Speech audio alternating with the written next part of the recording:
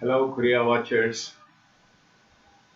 I've been getting inquiries from you that whether the story of Heo Hwang OK is complete, and I have nothing new to say about in these episodes. No, there is actually something interesting, really very interesting to tell you in this Korea-Tamil connection, and that comes from scholars of Japan. Interestingly, why scholars of Japan? So there is a reason. The old Chinese, when it reached Japan, okay, it's retained as such. Whereas in China, the language has been modified, and especially after Cultural Revolution, the Chinese has been extremely simplified. And so, if you show these characters, the Chinese characters of the ancient chronicles, people cannot really understand it because they use only a simplified Mandarin. Okay. But the second point here in Korea, yes, Koreans do understand Chinese because till their independence, they were using Chinese as the medium of instruction. But after independence, they promoted Hangul as the language of Korea. And so now there are only very few scholars who can actually read Chinese. Okay. As well, also, the Chinese characters have been actually read by different parts of China slightly differently. So there is no uniform pronunciation for the ancient Chinese characters. We need to keep in mind. So, with the help of Japanese, now we try to understand the Tamil Korean connections. So, for which I'm going to show you a PowerPoint presentation giving more on this connection between Tamil and Korea. Okay, one second. Good. So the story is about Heo Hwang OK. Okay, the lady who went all the way from Arakankulam in Tamilnadu to um, Gimhae area in Korea and established the Kaya Confederation. Okay. So the name Heo Hwang OK, have we understood it correctly? What the Chinese characters mean? And that is the part of the research. But before we get into Heo Hwang OK, we need to understand in Japan the study on Tamil Japanese connections were dealt by one professor, Susumu Ono. He found connections between Sangam Tamil and the Japanese, and he was presenting this in Madurai, the World Tamil Conference.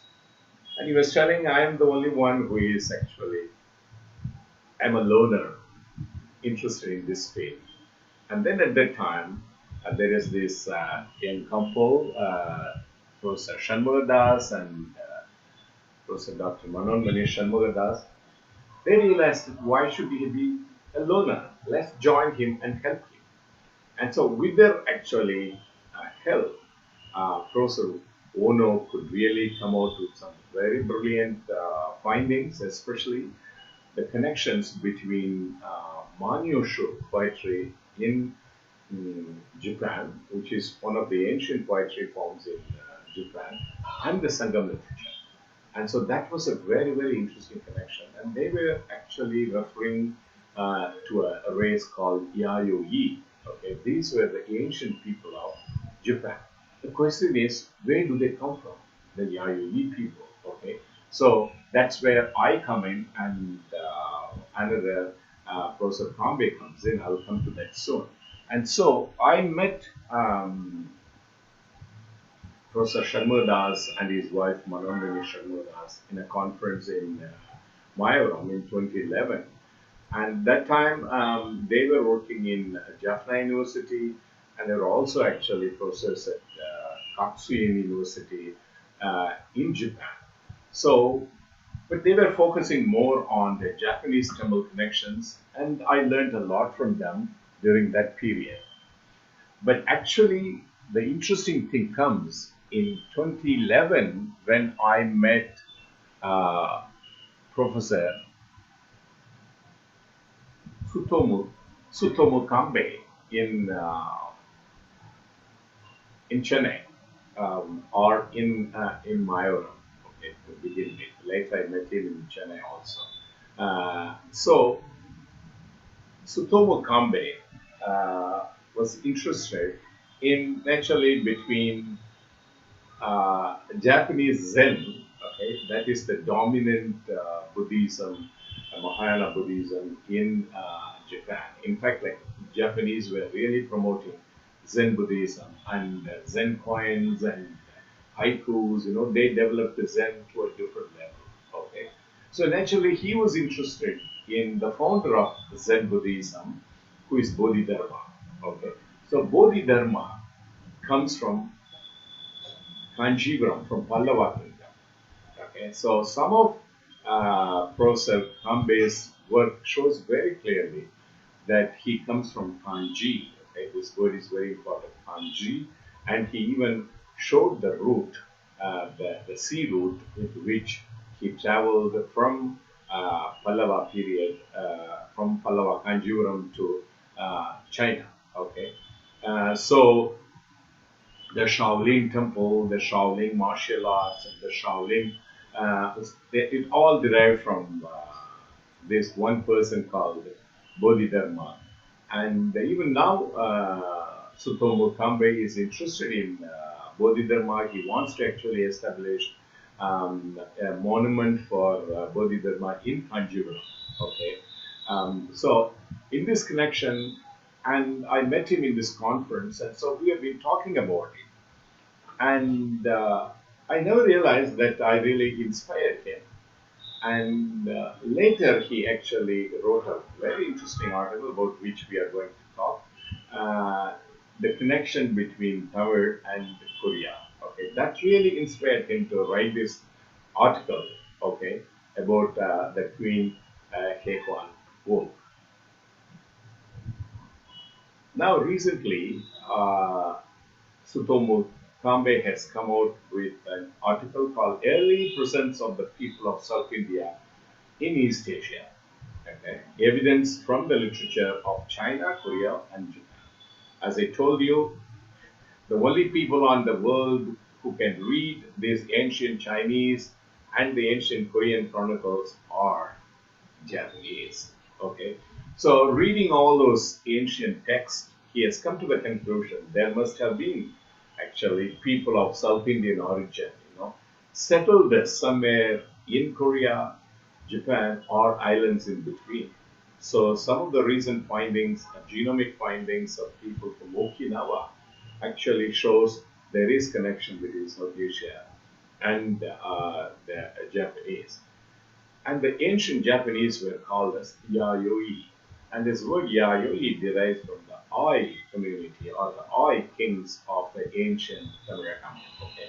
So they went all the way to these islands in between Japan, Korea, and Taiwan, and then they occupied Kaya. They established this Kaya Federation, and then they also moved to Japan and they established the Yayoi civilization in Japan.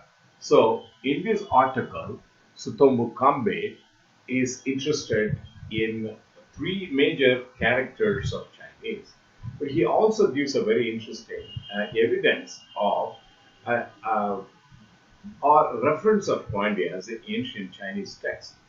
See, for example, we have in Tamil literature um, talking about the Romans, Yavanar, okay, the white people, also about the Chinese, and we have a lot of archaeological findings to show that both from the east and the west, people have been coming over to South India for trade. Okay. For example, this poetry from Natinai, which says, "வேறு பல்நாட்டிற் கால்தர வந்த பலவினை நாவாய் தோன்றும் பெரும் துறை." So this refers to the port city in Tamilnadu, probably Kurkai, where ships from various countries arrived there. Okay, and the king has been waiting for these ships, for trade. So these are all from Sangam literature. But what Professor Kambe shows is that from a text from Weilue, published in 429 CE, okay, in the 5th century CE, there were records showing the presence of or the reference to Pandiyas. Okay, so the Pandiya has been written in the Chinese characters, as you could see here. This refers to Pandiya, and the Pandyan kingdom has also been referred as this is the Pandiya, and the Pandyans have been also referred as Panyue, okay, also as Hanyue-wang, as you see here, okay. So Panyue, Hanyue-wang, and Pandiya refers to Pandyas of South India. Okay. But then he picks up three interesting Chinese characters: Pan, which refers to Pandiya, Pandiya, and then the second word is called Fan. Fan as such does not refer to Pandiyas, but when Fan refers with south, okay, then the non-Fan refers to the people of South Indian origin who are Pandyas. Okay, so it's not the North Indian, nothing, no Ayodhya. Okay, so the Pandiya itself refers to South India. Okay, so that's how the Chinese characters refer to. The third one is Wa or O. Okay, so again this Wa or O refers to actually people living in the lands of the coast areas of, I was referring to the people in between islands, between Taiwan and Japan, and then in Korea and in the coastline. So this refers to actually the Yayoi people, and they have been referred in Chinese by Wa. So what Professor Kambe has discovered is Heo Hwang OK is referred by the modern Koreans or the readings as it appears in Samguk Yusa, is Heo refers to permit, to advocate, something to relate to the royalty, and then Hwang refers to saffron, the color saffron or red, and then oak refers to the jade. Okay, so based on this saffron and jade, okay, I gave her the name Chempavalam, yeah, red jade. Okay, but now what Kambe interprets these Chinese characters in absolutely an interesting way. What he says is, in those times, the jade may not be as popular as in China in Sangam period.